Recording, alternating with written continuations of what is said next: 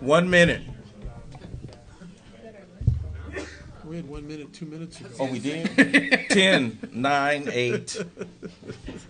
We had 1 minute 2 minutes ago. Go ahead. Page 53, in the middle. When we became alcoholics, crushed by a self-imposed crisis we could not postpone or evade, we had to fearlessly face the proposition that either God is everything or else he is nothing. God either is or he isn't.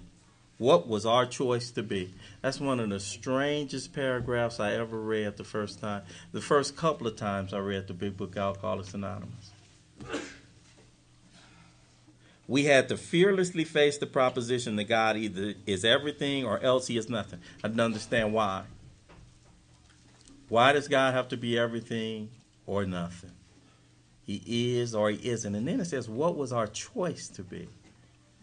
Like I could choose whether or not there is a power of this universe. You know, God either is or he isn't. He's either everything or he is nothing.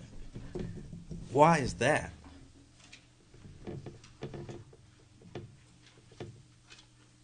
It's not rhetorical. Somebody can help me if you want to.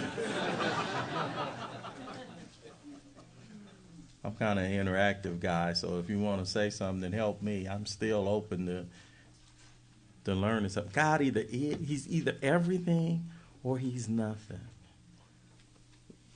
Why is that? Yes. You can't believe halfway? Oh, you can. I can believe no way. Don't tell me what I can't do now. I cannot believe. I came in not believing.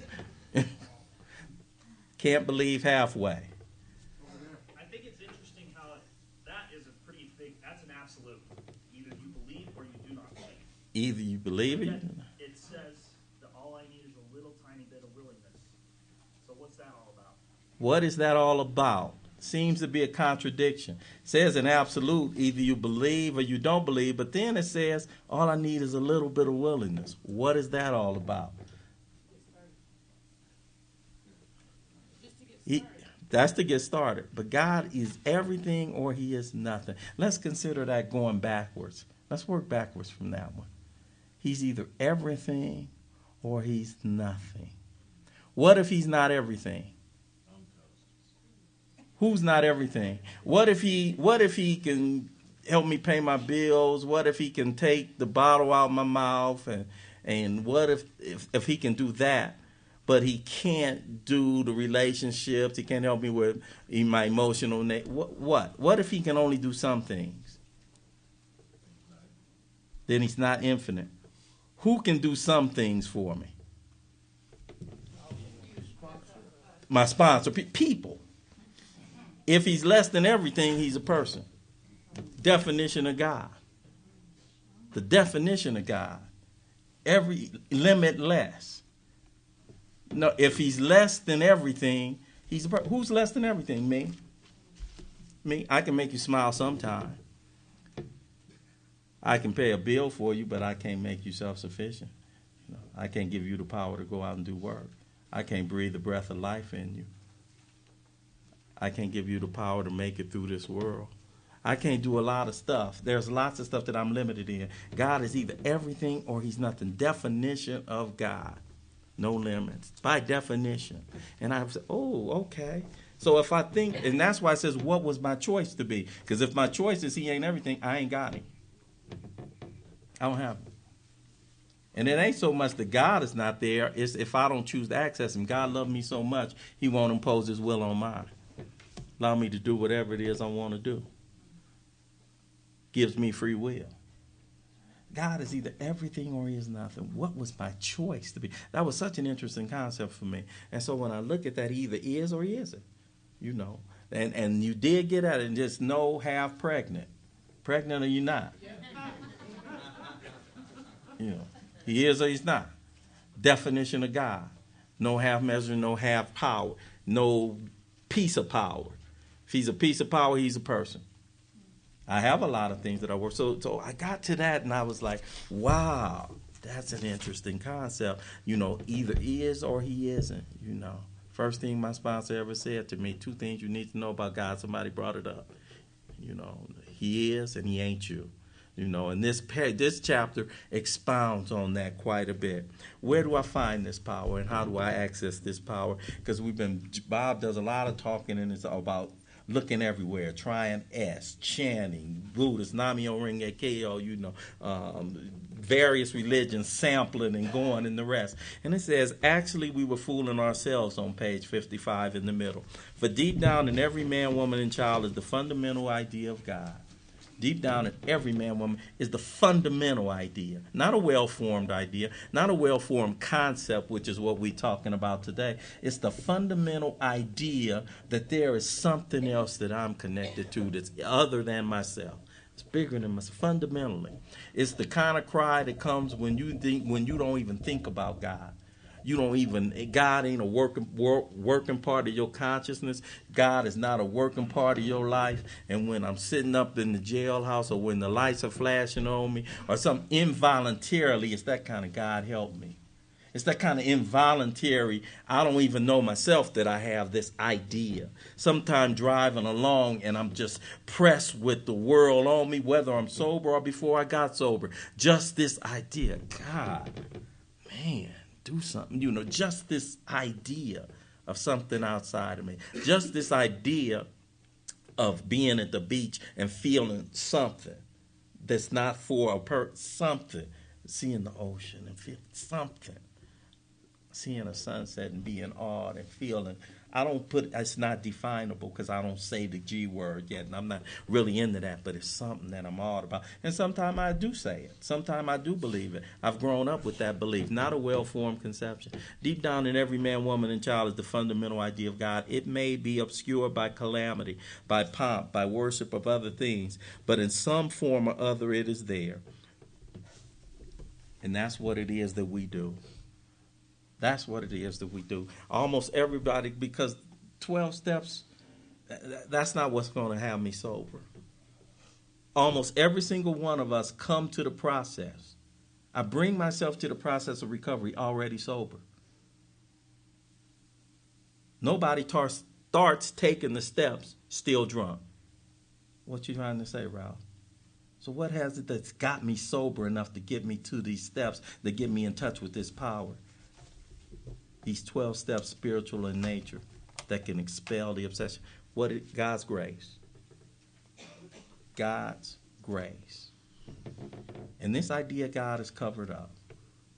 Sometimes I do a visual, and I kind of think about inside of me. Depends on you. Calamity, pomp, worship of other things. All the negative things that have happened in my life. I look at things, when I say calamity, they don't even have to be calamities that happen to me. I look at calamities in the world and I say it can be no God. Babies born the way they're born, wars, and you look at TV, and just the things in my own family. I had a niece that died when she was 2 years old. I had, my son is like this. I had 2 nephews shot in drive-by shooting, and a calamity, pomp. Kind of guy I am. I'm interested in big things, and I'm interested in having things, and I'm interested in impressing. So I go out and I seek others, and so that's the kind of way I live. I live big, and my God is stuff and acquiring stuff, so it's covered up by that. Who I puffed up and who I think I am. Worship of other things, money, property, prestige, women, my idea, so worship others. So you start piling on. You think about a big earthquake somewhere and you see all the rubble inside of me. Just imagine that kind of rubble just inside of me, and I get tore up enough, and I get crushed by this self-imposed crisis, and somehow, some way, this is what grace is. Grace is powerful enough to pierce the rubble, and it's just, somehow I imagine it being a sliver. And it's that power of the power, to make a blade of grass crack the concrete. That power that tells birds to go south in this winter and tell bears to go hibernate. And we know they don't wear watches and have calendars. How they know? How they know to do it? What does that? What on a regular basis makes the sun come up at the same time every day and go down at the same time?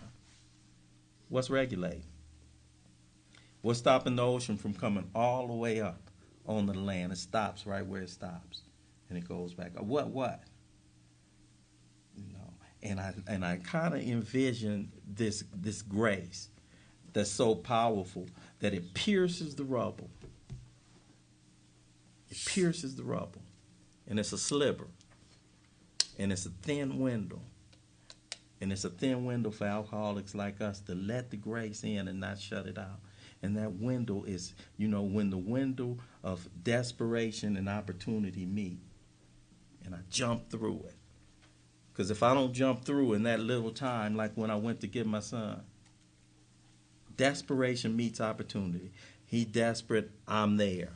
But he didn't stay desperate long enough, and he wasn't desperate enough, and he didn't jump through the window. I remember when I jumped through the window, October 11th night, because if I'd have waited till October the 12th, what happens with a guy like me is things change in my mind, and I start thinking to myself, yeah, when he had that pistol in your mouth, he wasn't really going to pull the trigger. He was just playing. You know, I replayed the scene and I painted different. It wasn't really that bad. You're making a little bit too much of this. You know what I'm saying? And so but I jumped through the window. Grace. And that sliver, I can live on for a time. I can live on for a time. And everybody's time is different. Everybody's time is different. So what we embark on is removing the rubble, clearing away the rubble, so that I can hear the voice. Because the voice is real. At first, you can barely hear it. Barely hear it. Can't hear it at all sometimes. You know, so I embark on this process that we'll be talking about for these next hours.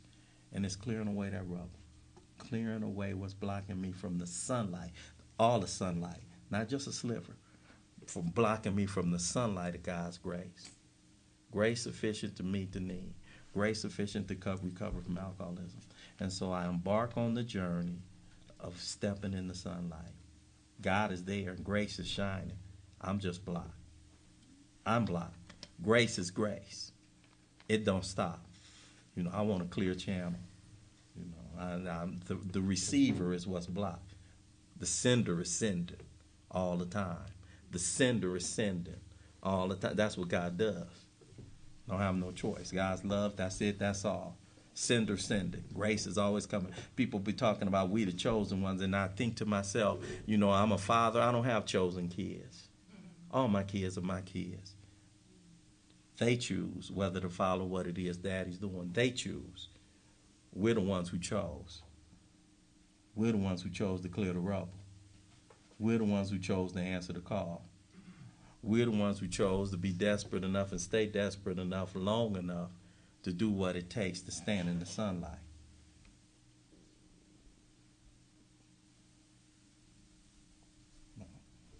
Thanks, Ralph. I'm Bob, an alcoholic. That part that Ralph talked about so well on page 53, that this proposition that God is either everything or else he's nothing. And it kind of implies that even to entertain that proposition, we have to be crushed. Our ego has to be smashed. Dr. Harry Tiebout talked about recovery from alcoholism takes ego reduction and depth. That's why we all have to hit some sort of bottom. We have to get to a point of hopelessness within ourselves, and just to entertain a proposition that God is either everything or he's nothing. A proposition that is actually Buddhist in nature. Buddhism is often referred to as a religion, but it's not really a religion. It's an approach. It's an attitude. That when the first Jesuit first missionaries went to the Orient and they encountered Buddhism, they came back to America and Europe excited about it. And the church didn't know what to make of it. They thought, well, that's some kind of heathen religion. And the Jesuits uniformly, every single one of them said, no, it's not. This will make us better Catholics. And there's a story that is sort of the foundation of the approach of Hinduism that has come into Buddhism, and it's a story of creation.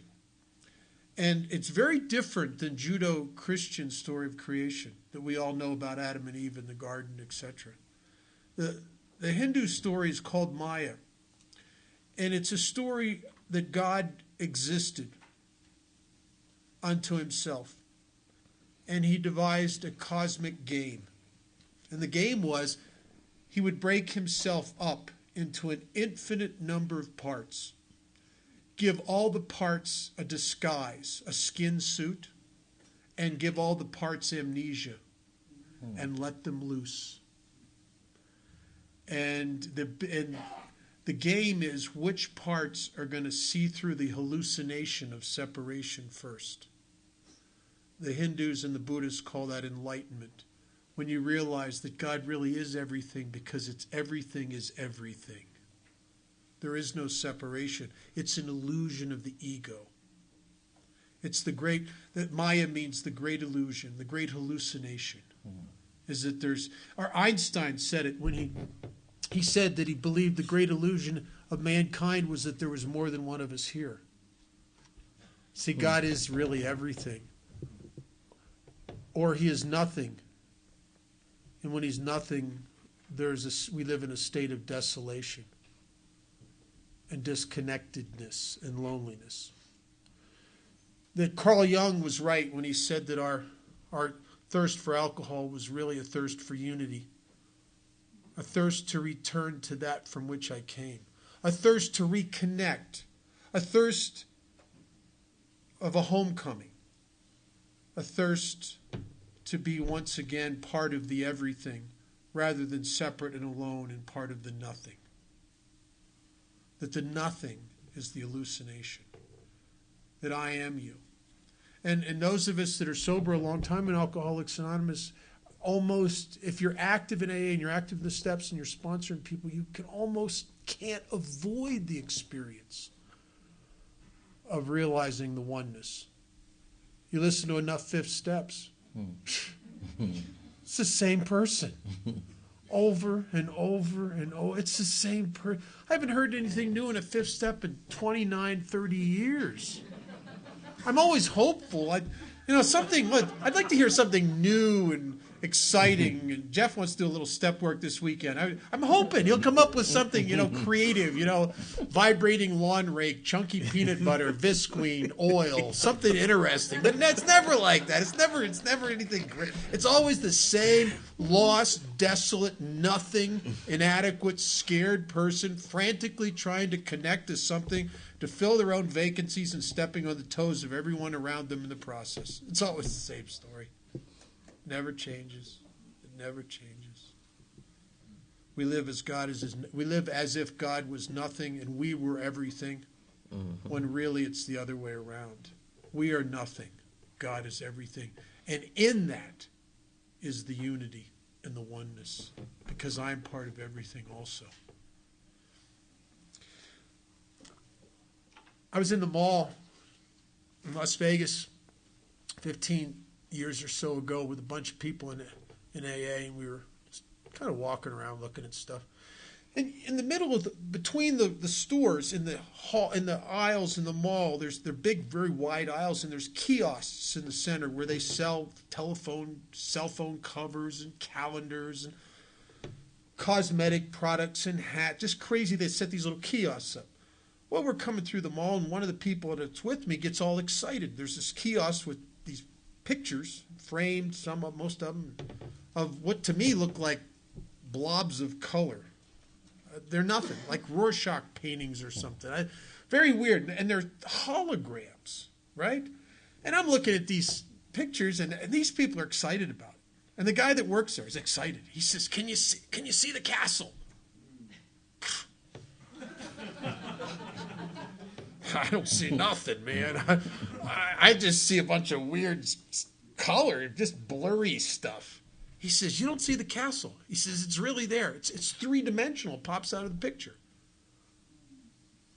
I'm thinking, they're pulling my leg, right? But they're excited about it. They're real, and I'm trusting that there's something there, but I can't see it. They said, "What about this one? See the big dragon coming out of the picture?" Oh, man, I don't see nothing. He says, keep looking. Well, because I trust these guys and I believe that they're sincere, that they're seeing something, I keep looking. And I'm looking and looking. And the guy's telling, he says, just relax. Look, get closer to it. Look and just relax. Pretend, don't try to see it.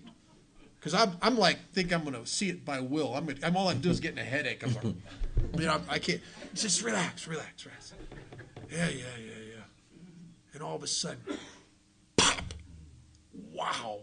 It popped. It was three-dimensional, right out of the freaking thing, man. It just, boom, a castle. Now that I saw the castle, I look over here and looking at this other one, and just in a couple seconds, bam, a dragon. There's another one with planets in the universe and in a spaceship. And sometimes God's like that. You do all this work in Alcoholics Anonymous, and all of a sudden something's there.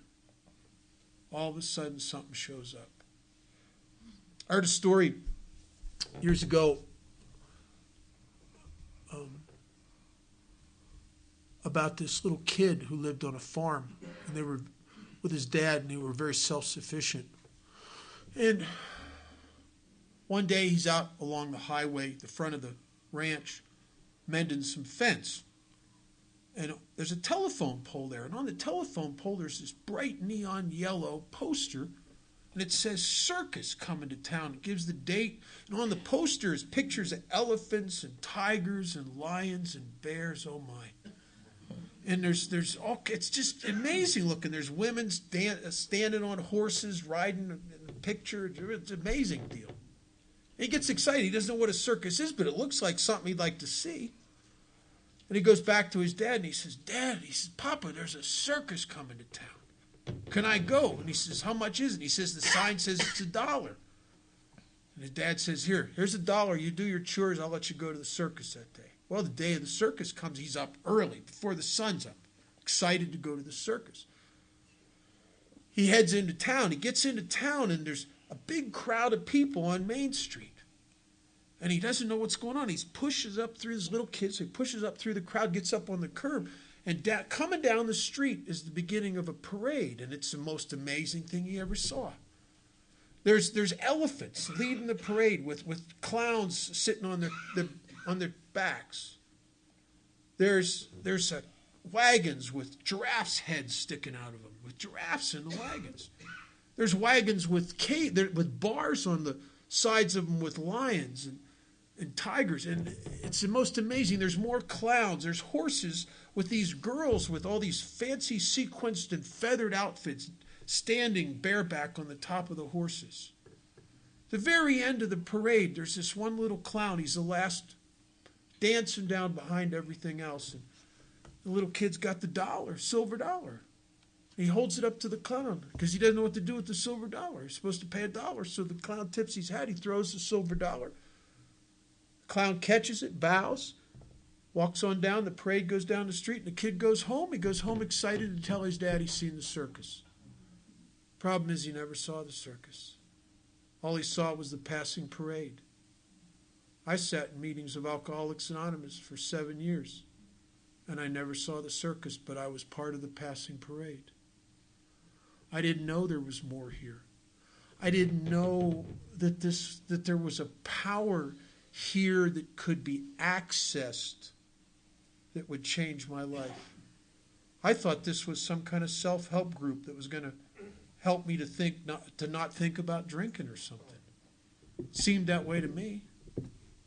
I didn't know that there was a big top.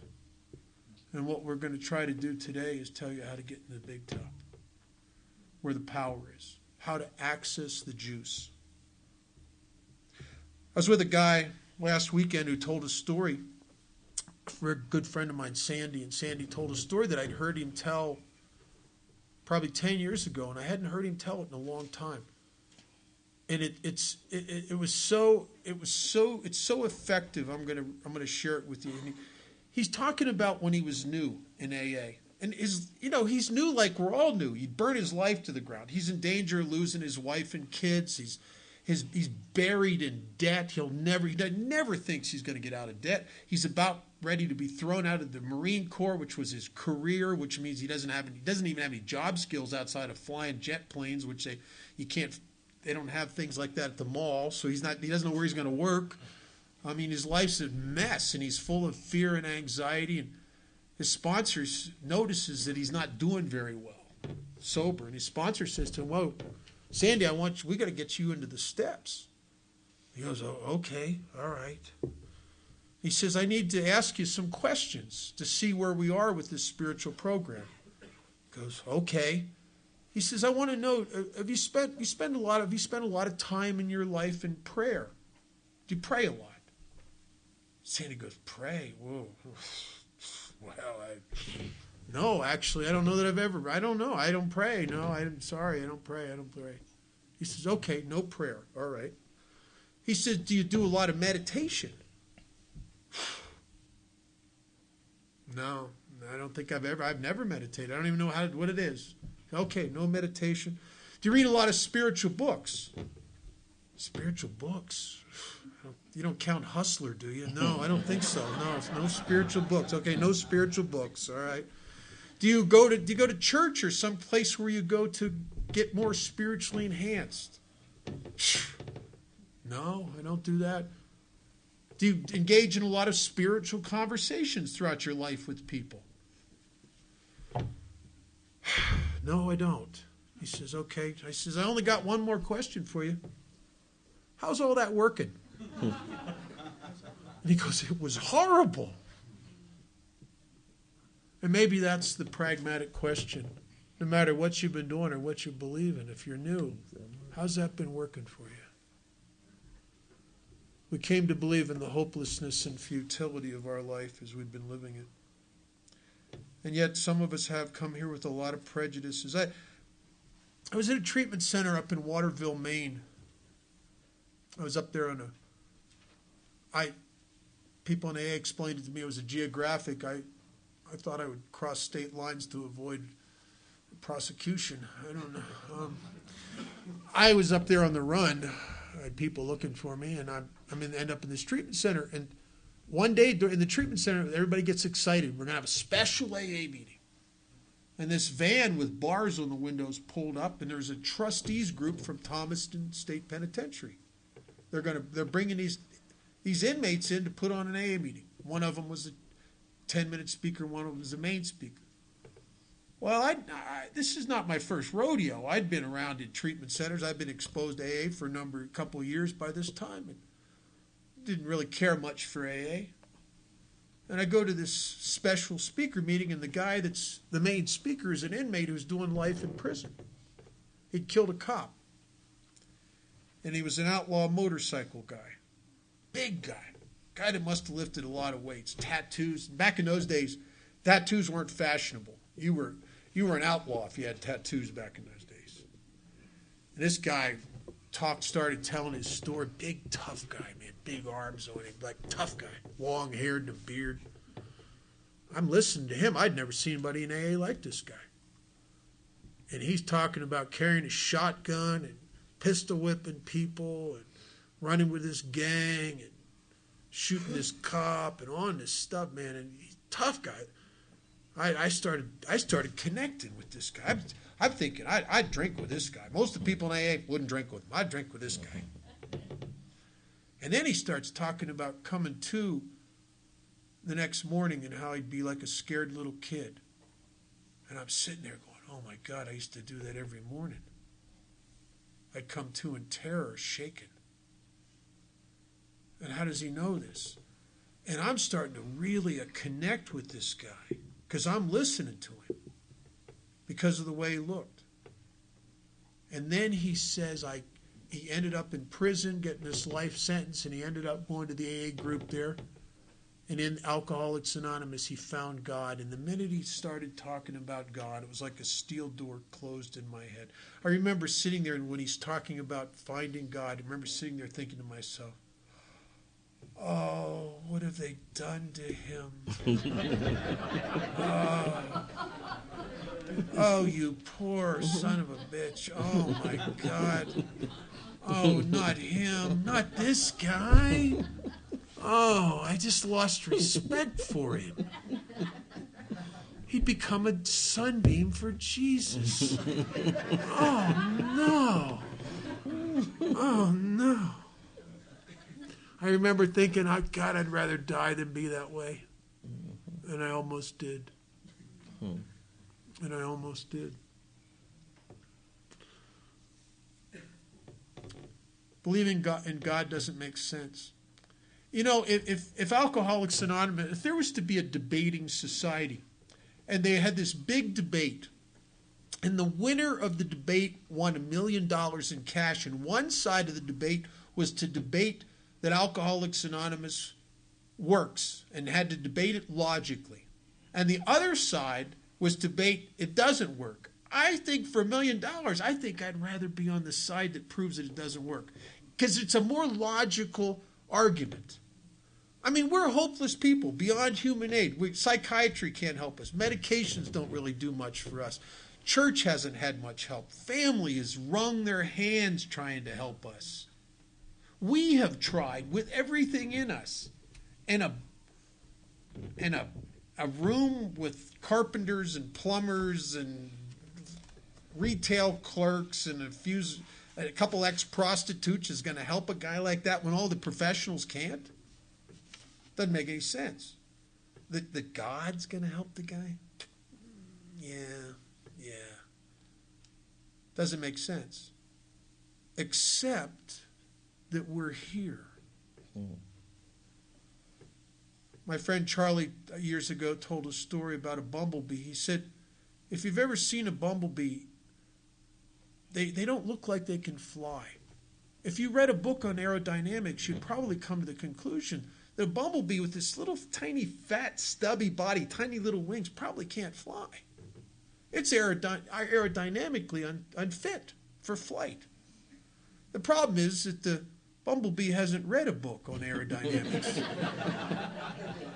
Maybe if bumblebees could read books on aerodynamics, they'd be falling from the sky. Who knows? I don't know. And the reality is we're here. A few years ago, I had this guy ask me to sponsor him. He's a smart guy. Which isn't good. When it comes to alcoholism, everything's backwards. Out in the real world, you're smart. It's an asset. When it comes here, no, it's not an asset. No, it's not. We bury our smart guys. And he's a smart guy. College educated, brilliant, bright guy. Probably has an IQ of 150. Bright guy. And he corners me after a meeting one time. And he says to me, are you open-minded? And I said, well, I think so. I try to be. He said, well, then I want you to entertain a proposition. He says, could you entertain the possibility that there really isn't a God? That you have just psyched yourself into thinking there is one, and consequently you've done all this stuff you're crediting to God, but it's really you and your positive thinking. It's not really God. Could you believe that it's an illusion? That you've recreated your own life, it hasn't been God?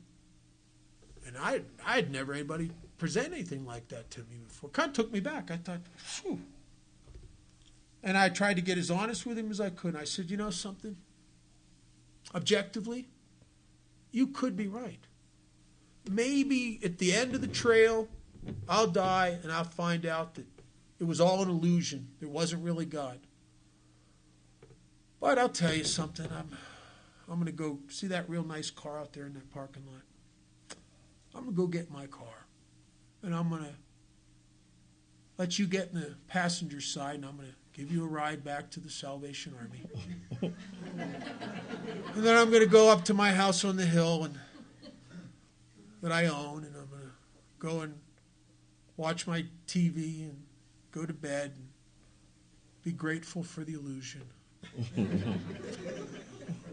And I'd rather have the illusion than go back into that abandoned building and trying to get up enough courage to kill myself. I'd rather have the illusion. And I don't care what it is. It's good. It's good. It's the best life I've ever had. Next month I go over to England. I go over there every June for some AA stuff. A couple years ago I was over there with Chuck, one of the guys I was working with, and we were at a conference and we were down walking around Hyde Park, and Ralph's been over there several times, and near Buckingham Palace and all that stuff down there. And there's an odd thing down there. The street lights in that part of London are not electric, they're gas. And if you look on the side of the poles, there's a little thing, looks like a little box kind of about this big. And what it actually is, it used to be a door that was a little door that you could open and stick a key in and turn the key and it would turn the gas on. But now technology's in place. They have computerized electric starters and lighters on the gas lamps, and those doors are welded shut and painted over. But you can still see where they were on the side of the posts. And years ago, before the technology was in place, they had a guy whose job it was to go up and down the streets of London with a key, and he'd turn the gas on. He'd reach up with a long pole, and he'd light the street light. And at twilight, you could climb up to the top of the highest building in that part of London and look over the city and try to look down and see where this guy was lighting the lamps. You couldn't see where he was, but you could see where he'd been. And I could sit at 2.5, 3 years sober in Alcoholics Anonymous, and I couldn't see where God was, but my God, could I see where he'd been. I could see where he'd been in my life, and I could see where he'd been especially and more distinctly in the lives of the people I tried to sponsor and help, the guys that came out of the detox after I did and through the Samaritan House after I did. One of the great marvels of Alcoholics Anonymous for those of us that stay in the trenches, and I don't mean going to the home group where all your buddies are, that's fine.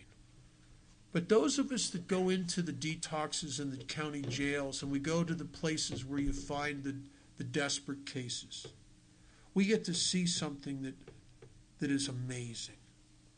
We get to see up close and personal the men and women who are beyond human aid. And we get to see something happen to them. We get to see men and women who have had their children taken away from them by the courts and are told at one point they would never see their kids again. We get to see them get their kids back. We get to see crazy stuff, like the guy that was living in the bushes behind the Alano Club. He bought his first home. That's impossible. We see that stuff all the time. The guy who had been in and out of psych hospitals and medicated and told he'd be on medication the rest of his life, and he's free. And he's sponsoring 5 or 6 guys, and the lights are on. He takes nothing, and he's laughing, and he's having the best time of his life. How did that happen? The best psychiatrist on the planet couldn't do that for him. How'd that happen? And I guess we get to see the hand of God in others. And it's easier to see it in others, I think, than it is to see it in ourselves. First of all, to watch God work in your own life is a very hard thing to watch because he's slow, but he's very old. And to try to watch the hand of God in your life is like trying to stand in front of a mirror and watch your hair grow. It doesn't mean it's not growing. It's just like hard to watch.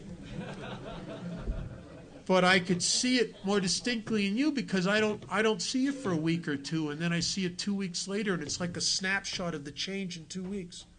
Then I see another 2 weeks, and it's another snapshot. And then you put them all together, and it's like a fast, speeded up movie from the gutter to life. It's an amazing thing to watch. Amazing. Page 55. I want to touch on a couple things that Ralph started to talk about. This I think the middle 2 paragraphs on 55 is really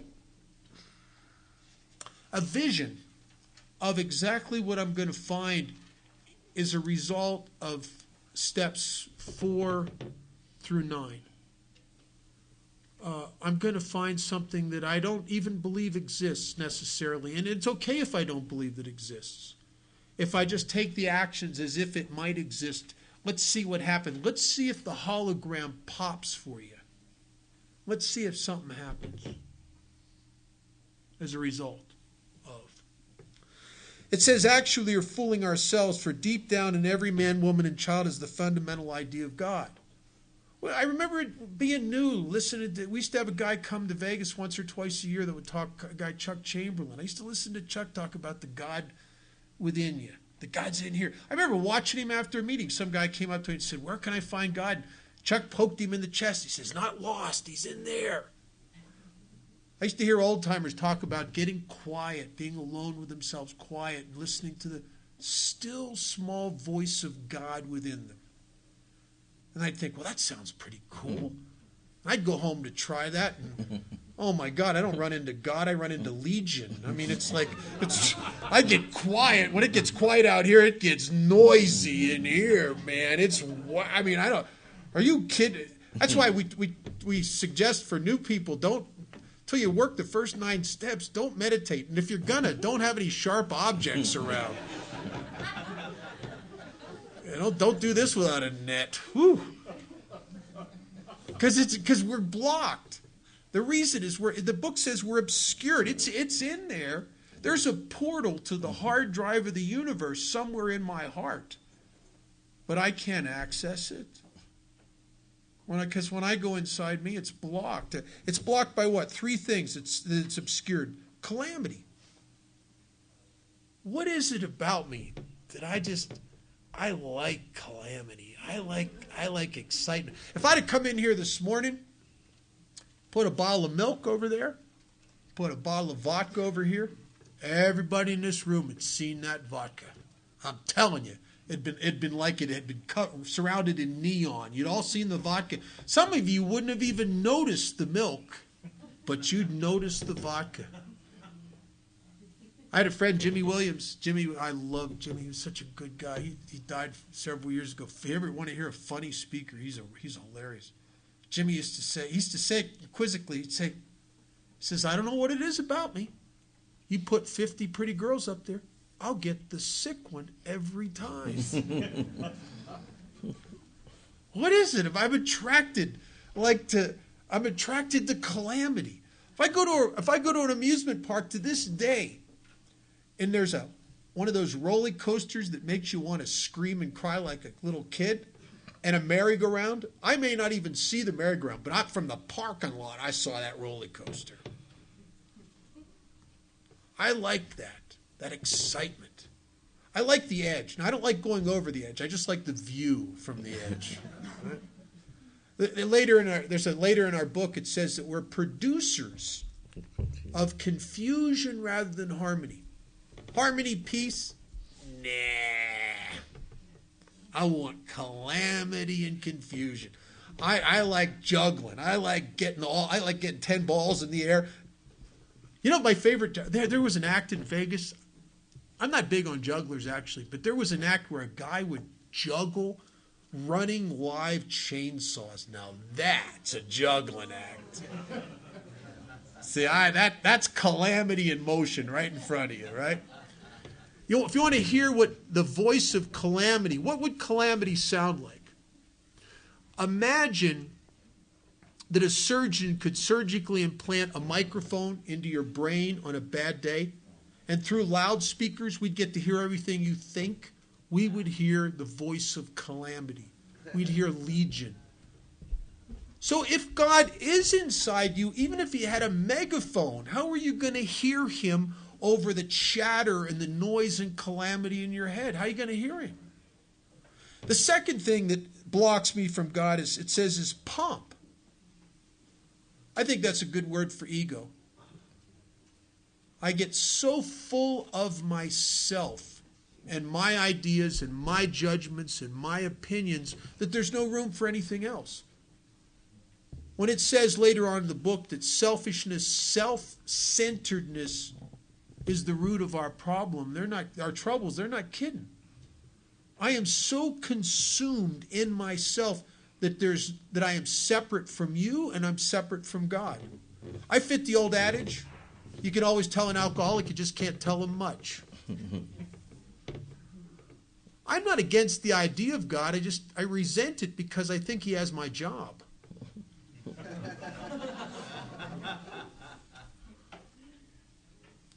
There is one who has all power. That one is Bob. May you find him now. And then the third thing that blocks me from God, from this power within me, was the hardest one for me to see. Worship of other things. If you would have put me on a lie detector when I got sober and said, now that you're sober, Bob, do you worship anything? I would have said, absolutely not, and it would have said I was telling the truth. But I don't even know what that means. And then I'm a year and a half sober. I'm ending my first sober relationship. I got to tell you something. I don't think there's a person on the planet more self-obsessed than an alcoholic ending a relationship. You can go up to a person like that and say, well, I just came from the doctor. I have terminal cancer, 2 weeks to live. And and they'll go, you know what else they said? Well, that's what I got. The breakup of this relationship is like right here on me. And I'm in pain and desolation. So I go to a meeting of Alcoholics Anonymous thinking I'm going to hear something that's going to snap me out of it, make me feel better. Well, the problem is I can't hear anything in the meeting because the big show's on the inside. I'm stuck in my head thinking about if I see her, I'll say this, and then she'll say that, and then I'll say this, and she'll say that, and then I'll say this. She'll realize how wrong she was. Beg my forgiveness. So no matter, God's trying to talk to me through the people in the meeting, right? And nothing's getting in. And here's the hideous part. She's a member of AA and she's not in that particular meeting, which means that some hideous force has implanted a spring in the back of my neck connected to the meeting room door. Every time the door opens, I go, not her. Okay, not her. So by the end of the meeting, I'm not any better. I'm actually worse because the subject's gratitude or something.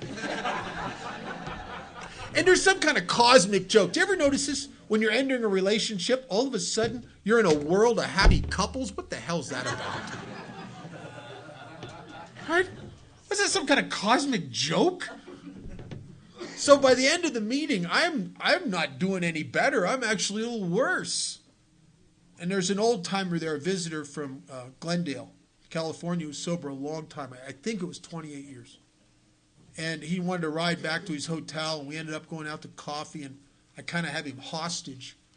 So I'm sitting in this coffee shop, and I start telling him about this relationship for 20 or 30 minutes till his eyes have glazed over. And he was very polite, listened to me, nodded, listened to me. And when I was done, he said some things that just blew my mind.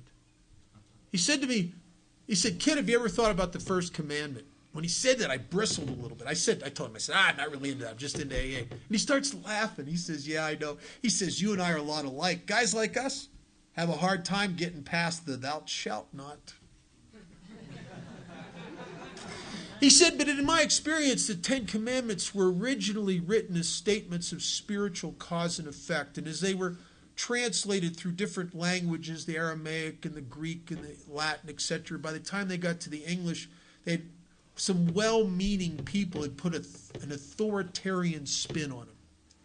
He said they're simply statements of spiritual cause and effect. The first commandment is, I am the Lord thy God, thou shalt not put false gods before me. And he said, I know something, that no matter what I do, God will always love me. There's nothing I can put between me and God that will get God to stop loving me. The problem is when I put something between me and God, I put something between me and God. I blocked the light. He said, when you worship something, it doesn't mean to bow down to, it means to obsessively turn your consciousness towards. He said, you want to know what you worship? At the end of the day, make a pie graph of everything you were thinking about in that day. And the thing that dominates the pie would obviously be the thing you're obsessively turning your consciousness towards. When he said that, I could picture this pie graph with a little sliver for AA, and a little sliver for work, and the rest of it was the relationship. And I knew why it felt like somebody had crimped the oxygen hose to my very being. why I felt depressed and like as if my very spirit was smothering here and dying. I felt horrible. Not because of the loss of the relationship, because I took the relationship and I put it in the place in my life where God should have been. It had been my source of validation, emotional security, sustenance, and well-being.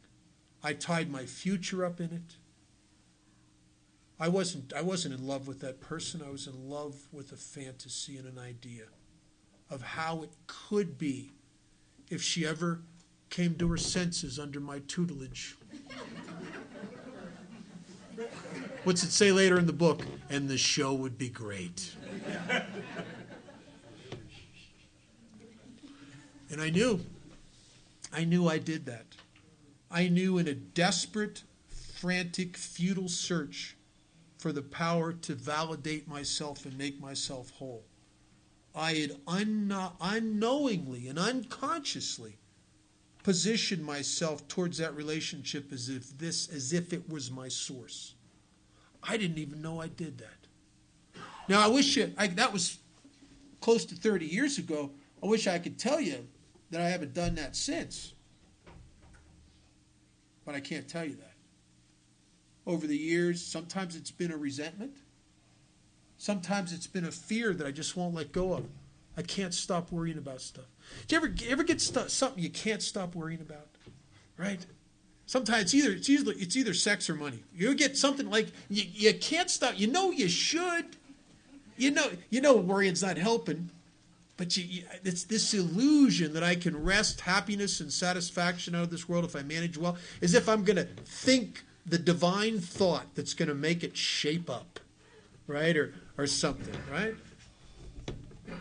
I've had my business dominated the pie at one time.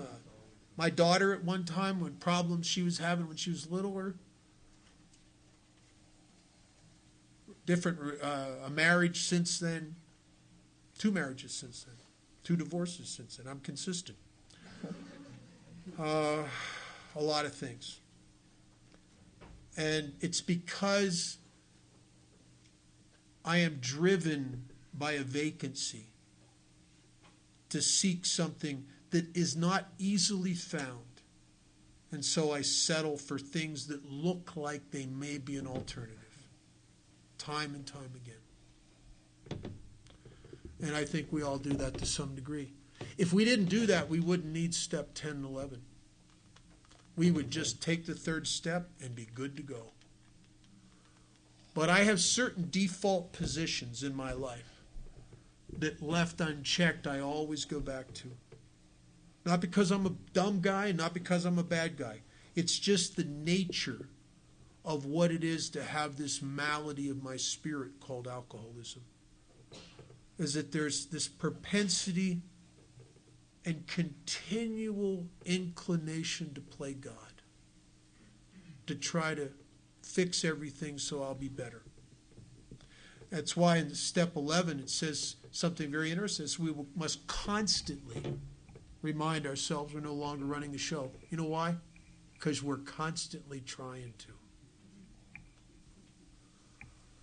A little further on down the page it says, we finally saw that faith in some kind of God was a part of our makeup, just as much as the feeling we have for a friend. Sometimes we had to search fearlessly, but he was there. He was as much a fact as we were. We found the great reality deep down within us. I love that term for God, the great reality. In chapter 5, they read a line. It's every meeting almost reads it. Most of us don't hear it. It tells you in chapter 5 exactly where you'll find God. Exactly. It says, there is one who has all power, that one is God. May you find him in a place most of us seldom visit. Now. See, I can tell by the look at some of your eyes. You're not even here. You're in your head going, oh, what page was that on? Oh, I can't wait to tell that at the meeting, in the noon meeting at the club. You're not even here when I'm saying that. Now, right here. If you want to be in the presence you have to be in the present. And I'm not easily in the present. I'm a thinker. Self-centered, self-involved people live up here. And we're disconnected from life itself. So consequently, we're disconnected from God. God does not live in my head. God is everything. He lives in life itself. He lives right here. He's right here with you. Some of you that do 12-step work, I know you've had this experience. Not through prayer and meditation, but you're working with a new guy. And all of a sudden you feel something flowing through you, and you feel more connected to God than you ever felt through prayer and meditation. Why is that? Because in the action of the primary purpose of helping another alcoholic, the same thing happened to me that happened to me when I was 18 years old and I drank 3 shots of whiskey. It relieved me of the bondage of self. I came out of here, I became right present with you, and I was free. You ever had this experience of listening to a 5th step and the guy's getting into the real heavy stuff? And you're so present, you can hear him breathing as he's talking. You're so present. Alcohol did that for me at one time. If you can remember the times when you're early drinking, when you'd walk into a bar or a party, so locked up in you, you can't even hear the music. It's just everything's distant and vacant. Leave me alone. And then 5 drinks, you can hear the music. 7 drinks, and you're very interested in the people around you. You're listening, you're hearing them. About 9 drinks, you love them. I love you, man. Relieved of the bondage of self. The great reality deep down within us, and it says in the last analysis, it is only is a big word. Only's like only. It is only there that he may be found. It was so with us. Isn't it odd that we always look in the last place, the last analysis? I avoided coming to Alcoholics Anonymous. I kept being made to come here, but I would prefer psychiatry and all that, other doctors and stuff. I want people with degrees. I don't think a plumber can help a guy of my depth and complexity. And yet, when I ran out of options and there was nowhere else to go and I tried everything else, I came to Alcoholics Anonymous. And then in Alcoholics Anonymous, my first 4 years, I sought power everywhere else except through this process. Partly through ignorance, partly through opportunity, partly through a part of me that was still a victim of a delusion that I could wrest happiness and satisfaction out of this world by managing well. I sought power in jobs. My first 4 years of sobriety, I went through 9 jobs in 4 years. That speaks volumes of my spiritual condition. Everywhere I ever worked, looked like a good job going in. I wouldn't be there very long until they were idiots, I'm telling you. Every place. It's either I have a lot of bad luck with jobs or I'm the biggest idiot magnet on the planet. And I was always the guy that was leaving. Problem with relationships. Everything it talks about on page 52. Still restless, irritable. Depressions periodically that I couldn't escape. In one of the jobs I had in those first 4 years, a guy gave me a set of tapes. I was 4 years sober before I worked the steps out of the book. I mean, really worked them the way they were outlined. I did several inventories. I did all the other stuff people around AA at the time were doing, the 12 by 12 and the life stories. But in that first 4 years, I suffered immensely from alcoholism. But I stayed sober through a lot of 12-step work, 15 meetings a week, and a lot of service positions. There was a guy that I worked for who was trying to redeem me as an employee, and he saw something in me he thought was valuable, I guess, and he gave me a set of tapes, not recovery stuff. It was like motivational speaker tapes by a guy named Earl Nightingale, not an AA speaker, just a motivational guy. A set of tapes called Lead the Field. And I'm listening to these tapes, and Earl told a story in there that affected me very much. And he said it was a true story, and it was about this guy in the 1800s in South Africa who had inherited a farm from his father. And it was a nice farm, a very, very successful ranch. And the problem he inherited the farm, the ranch, at a time when there were people striking it rich finding diamonds in South Africa. The diamond boom was starting. And he'd hear these stories of these guys becoming Bill Gates kind of rich overnight. And the more he heard of their abundance and wealth, the more dissatisfied he became with what he had. Now, some of you will relate to that. And finally, couldn't take it anymore. He sold the ranch, took the money from the sale, invested in equipment, went out into the bush, obsessed with finding diamonds. Well, there's several accounts of his story, but the one that Earl told was that he never did strike it rich. He died out in the bush, bitter, broke, and alone.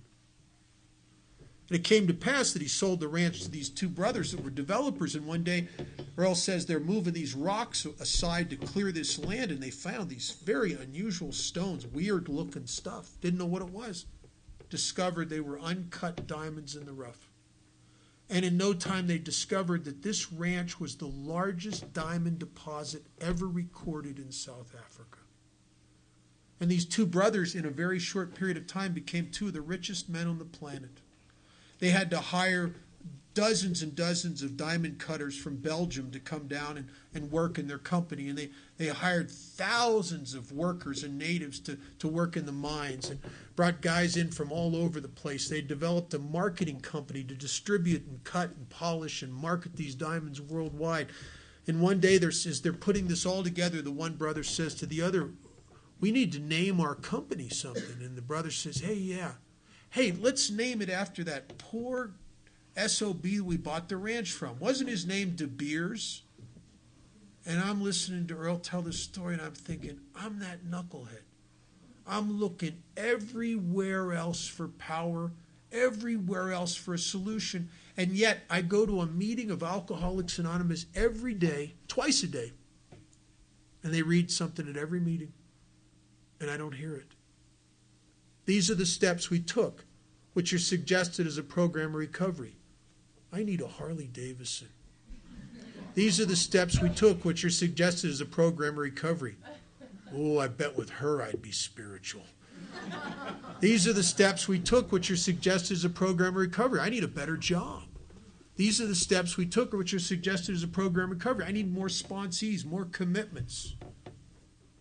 These are the steps we took. And at 4 years sober, I crashed and burned. I was in danger of leaving Alcoholics Anonymous, possibly of drinking. I could not outrun my alcoholism no more. There wasn't enough meetings and enough activities. And I finally started going back into the steps, and my life started to change. You want to take a break? Yeah. 9 minutes, 57 seconds.